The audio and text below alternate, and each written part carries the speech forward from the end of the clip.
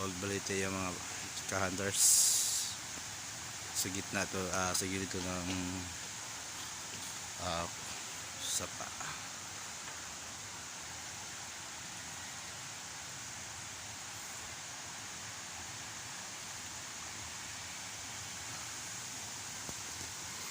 So sa posisyon niya naka southeast siya, azimuth southeast, back azimuth northwest. So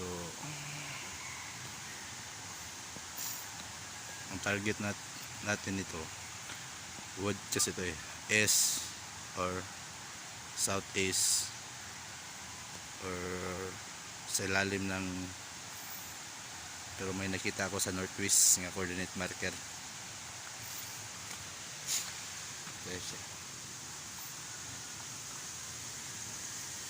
Dito siya. So ito natin ang north side.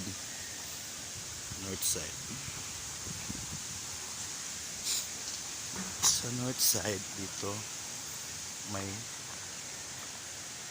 dalawang hole. Ito hole tsaka hole. Kasi siya ng 4 at 3 daliri. Tapos ito kamital niyo. Yan. Tapos may hole ito. Tapos may hole.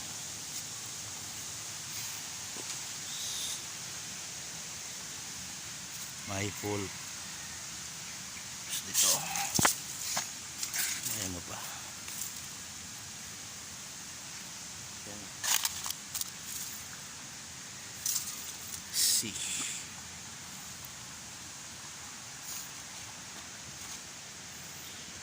Yan ang target spot.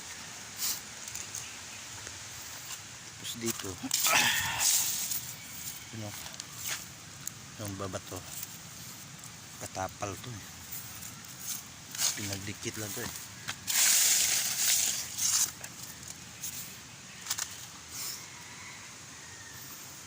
yung spot natin. Tapos yung wall na yan yun yan naka west ito na nga wall ito. Tapos sa east side yan ang target. Tingnan natin sa S, may tabas ko tingnan natin ito yan may tabas sa S.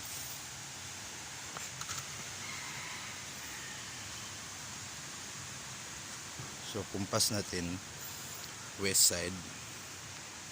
Yan west side. Naka-wall na dun.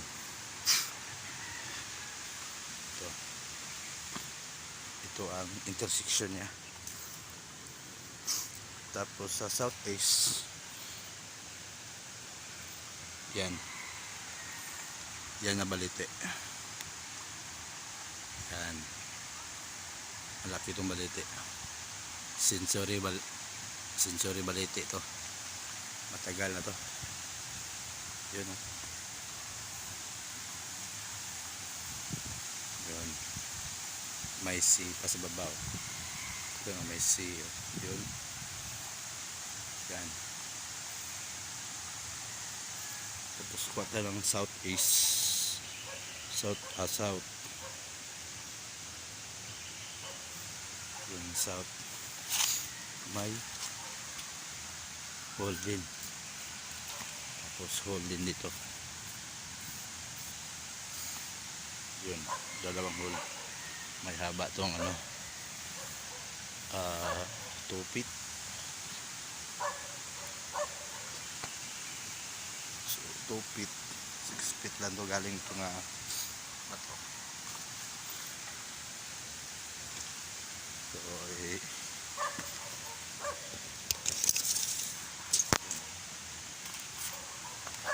almost 2 feet to 2 feet. Ayan, galing din. So 6 feet lang to. Katungo ng south. dyan. Pwede dito sa pato natin. Dyan niya ba ito? 6 feet. Yan o.